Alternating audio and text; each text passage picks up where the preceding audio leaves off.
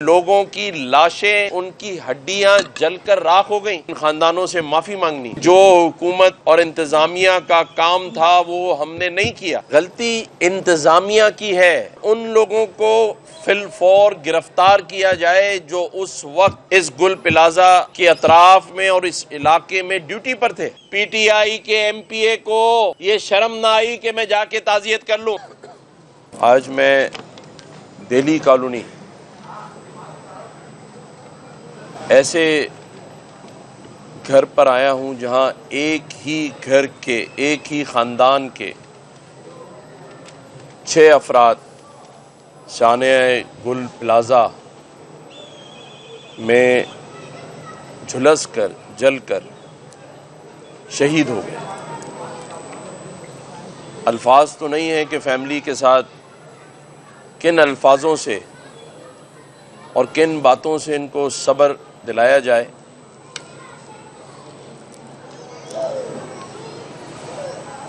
میں یہ سمجھتا ہوں کہ جب تک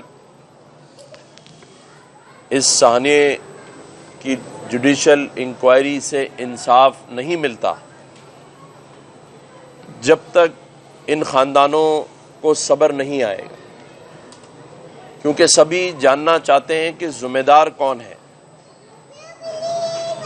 سبھی جاننا چاہتے ہیں کہ ذمہ داروں کو سزا ملی یا نہیں ملی، یا ملے گی یا نہیں ملے گی،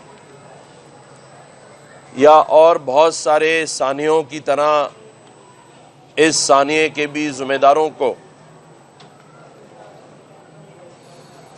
نظر انداز کر دیا جائے گا، ایک جگہ سے ہٹا کے دوسری جگہ پوسٹنگ کر دی جائے گی۔ کیونکہ اب تک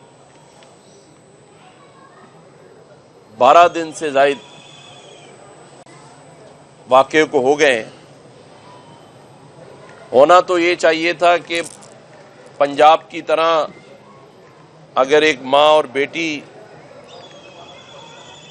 گٹر میں گرے ڈھکن نہ ہونے پر تو دوسرے دن انصاف ہوتا نظر آ گیا۔ مجھے نہیں پتا کہ یہاں جو انتظامیہ ہے اس کو برطرف کرنے اور گرفتار کرنے میں کون لوگ حائل ہیں، جو آج اتنے دن تک کوئی گرفتاری عمل میں نہیں آئی۔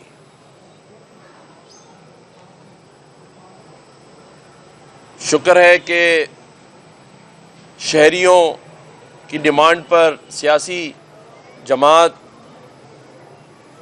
کے پریشر میں جوڈیشل کمیشن بنانے کی طرف چلے گئے۔ یہ ایک اچھا اقدام ہے جو سندھ حکومت نے لیا ہے، اس پر ہمیں تنقید نہیں کرنی۔ اگر کوئی اچھا کام کر رہا ہے اور اچھے کام کی طرف جا رہا ہے تو بلا وجہ تنقید کے لیے ہم بھی نہیں کھڑے ہوئے۔ اگر لوائقین کے ساتھ جو کچھ وعدے کیے گئے ہیں اگر وہ پورے ہوتے ہیں، جو کہ کسی بھی جل جانے والے یا نقصان ہو جانے والے خاندان کے ساتھ پیسے کسی چیز کا نعم البدل نہیں ہے، کوئی جان کی قیمت پیسے نہیں ہے، جان کی قیمت کسی صورت ادا نہیں ہو سکتی۔